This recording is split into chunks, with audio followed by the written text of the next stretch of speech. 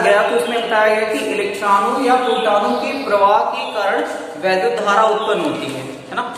जैसे ही इलेक्ट्रॉन एक स्थान से दूसरे स्थान को ट्रेवल करते हैं या जाते हैं, तुरंत परिपथ में इलेक्ट्रॉनों की दिशा के विपरीत दिशा में एक वैद्युत धारा प्रवाहित होने लगती है। ठीक है, जैसे आपने ये देखा है कि ये ठीक है तार है, चालक तार है, अगर इसमें इलेक्ट्रॉन इधर से इधर प्रवाहित हो रहे हैं तो जो धारा है वो इधर से इधर प्रवाहित होती नजर आती है या होती है। ठीक है, अब इलेक्ट्रॉनों के कारण, इलेक्ट्रॉनों या प्रोटॉनों के कारण तार में वैद्युत धारा प्रवाहित होगी। अब इस वैद्युत धारा के प्रवाह के कारण इस तार के मध्य या इन तार पर ठीक है एक विभवांतर स्थापित हो जाता है। क्या स्थापित हो जाता है? विभवांतर स्थापित हो जाता है। ठीक है, किसके कारण? वैद्युत धारा के कारण। ठीक है, यानी दो बिंदुओं के बीच विभव के अंतर को ही विभवांतर कहते हैं। जैसे आपका यहाँ पे बिंदु ए है या ये बिंदु बी है या ए मान लो बी ए आपका है। ठीक है, तो अगर इन बिंदुओं के बीच विभव में अंतर आता है तो विभवांतर कहलाता है। ठीक है, या अगर आपको स्टैंडर्ड डेफिनेशन पढ़नी है तो कह सकते हैं किसी विद्युत परिपथ के दो बिंदुओं के बीच एकांक आवेश को एक बिंदु से दूसरे बिंदु तक ले जाने में किए गए कार्य को उन बिंदुओं के बीच विभवांतर कहते हैं। क्या कहते हैं? किसी वैद्युत परिपथ में, आपका वैद्युत परिपथ है, ठीक है, दो बिंदु हैं आपके पास, दो बिंदुओं के बीच कोई एकांक आवेश को, ठीक है, एकांक आवेश को एक बिंदु से दूसरे बिंदु तक ले जाने में किए गए कार्य उन बिंदुओं के बीच विभवांतर कहते हैं। जैसे आपने पढ़ा है B बराबर W/Q होता है, ये होता है कि दो बिंदुओं के बीच एकांक आवेश को एक स्थान से दूसरे स्थान तक ले जाने में किए गए कार्य को विभवांतर कहते हैं, V कहते हैं। ठीक है, V बराबर फार्मूला होता है W/Q, W का मात्रक होता है जूल और Q का मात्रक होता है कूलाम। ठीक है, ये होता है, तो इसका मात्रक जो होगा विभवांतर का वो जूल पर कूलाम होगा, या इसे वोल्ट लिखते हैं। ठीक है, ज्यादातर इसे वोल्ट लिखते हैं। ठीक, इसका मात्रक वोल्ट होता है कि वोल्ट इसलिए कहा जाता है कि इसको वोल्ट मीटर के द्वारा नापा जाता है। किसके द्वारा नापा जाता है? वोल्ट मीटर के द्वारा नापा जाता है। ठीक है, तो हम विभवांतर को किससे नापेंगे? विभवांतर को वोल्ट मीटर से नापेंगे। ठीक है, अगर धारा की बात करें तो धारा को कैसे नापेंगे? धारा को हम अमीटर से नापते हैं। किससे नापते हैं? अमीटर। ठीक है, धारा को हम अमीटर से नापते हैं, जबकि विभव को हम वोल्ट मीटर से नापते हैं। जैसे आपने देखा होगा आपके यहाँ स्टेबलाइजर रखा है ना, तो जैसे ही लाइट आती है तुरंत आपका जो, ठीक है, जो आपकी सुई लगी हुई है स्टेबलाइजर में, है ना, उसमें क्या होता है? विक्षोभ आता है। तो क्या करता है? वोल्ट मीटर ही तो है, यानी वोल्ट को ही तो नापता है, यानी बताता है आपको कि आज लाइट 120 है, 130 है, ठीक है, 100 है वोल्ट। तो इस तरह से वो क्या नाप रहा है? वो नाप रहा है वोल्ट, ताप की नाप रहा है। ठीक है, उसके बाद आता है ओम का नियम। चलिए पढ़ते हैं ओम का नियम क्या है। बहुत ज्यादा इंपॉर्टेंट लगता है ओम का नियम। ठीक है, आप लोग अच्छे से लर्न करेंगे ओम का नियम। इसमें क्या कहा जाता है? ओम का नियम इसमें ये कहा जाता है, सबसे पहले जानो किसने इसकी खोज की।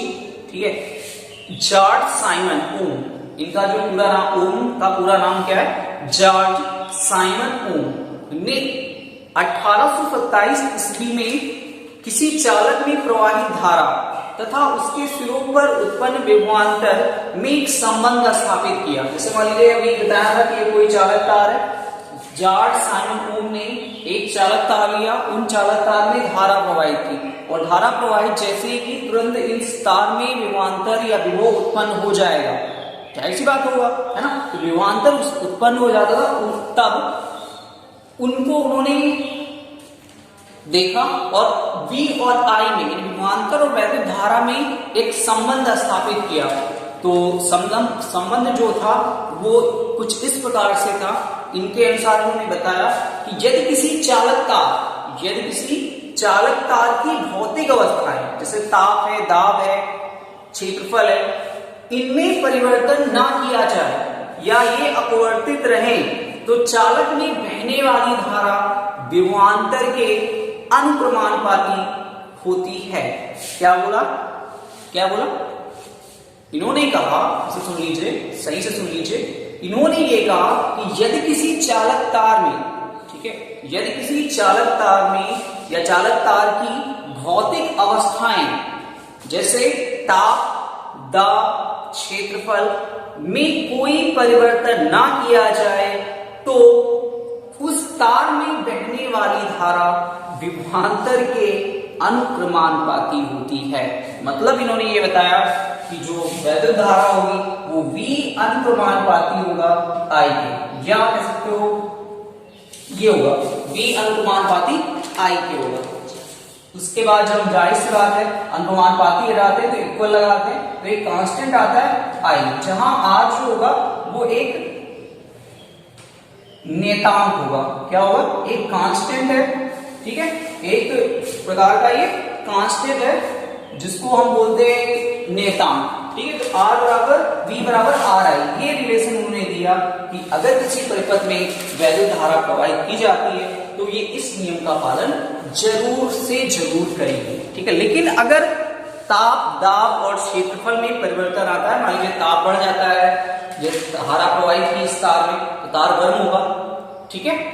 अगर हम वैद्युत धारा इस तार में प्रवाहित करते हैं तो तार गर्म हो जाएगा, और जब तार गर्म हो जाएगा तो पिघल जाएगा, और पिघल के क्या हो जाता है, चौड़ा भी हो सकता है, जहां लंबा है पतला है तो ये फैल जा सकता है। तो इसमें अगर परिवर्तन नहीं या दाब ज्यादा लगा दिया गया तो क्या सिकुड़ भी सकता है, और अगर क्षेत्रफल बढ़ा दिया गया, इसका क्षेत्रफल बढ़ा दिया गया तो भी जो ओम का नियम है वो फॉलो नहीं होगा, है ना। अगर ये सब चीजें नहीं परिवर्तित होती हैं तो जो धारा होगी वो विभवांतर के अनुक्रमानुपाती होगी, ठीक है। और अगर बढ़ रहा है तो नहीं, ठीक है।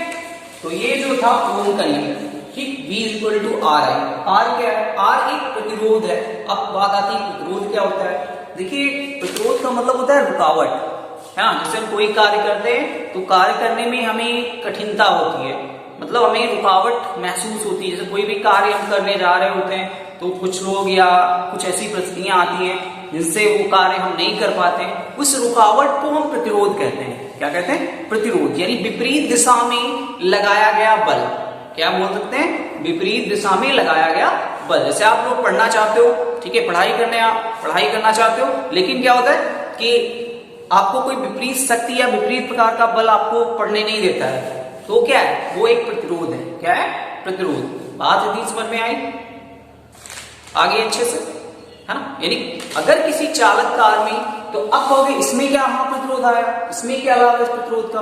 देखिए, जब धारा को किसी चालक तार में प्रवाहित करते हैं, ठीक है, तो जो चालक तार है अगर धारा को आसानी से अपने अंदर से गुजरने देगा तो इसका मतलब है कि जो उस तार में प्रतिरोध लग रहा है बहुत ही कम लग रहा है। लेकिन आपने देखा होगा कि पदार्थ तीन प्रकार के होते हैं। पहला होता है चालक, दूसरा होता है अर्धचालक, तीसरा होता है अचालक, ठीक है। जैसे चालक पदार्थ है, जैसे आप लाइट, आपको बल्ब जलाना है तो आप तार लाओगे वहां से, है ना। और तार काहे का होता है? तांबे का होता है, एल्युमिनियम का होता है, उसी के कारण तो आपका बल्ब जलता है ना, जलता है। लेकिन अगर आप कहोगे कि आप लोहे का, या कह सकते हो आप प्लास्टिक का तार लगा दो, तो प्लास्टिक क्या बल्ब जला सकती है? नहीं जला सकती। क्यों? क्योंकि वो अचालक पदार्थ है, उसका प्रतिरोध बहुत ज्यादा है। कह सकते हो उसका प्रतिरोध ज्यादा है, तो जब प्रतिरोध ज्यादा है तो उसमें वैद्युत धारा प्रवाहित नहीं होगी, ठीक है। तो नेक्स्ट वीडियो में आपको फिर से समझाया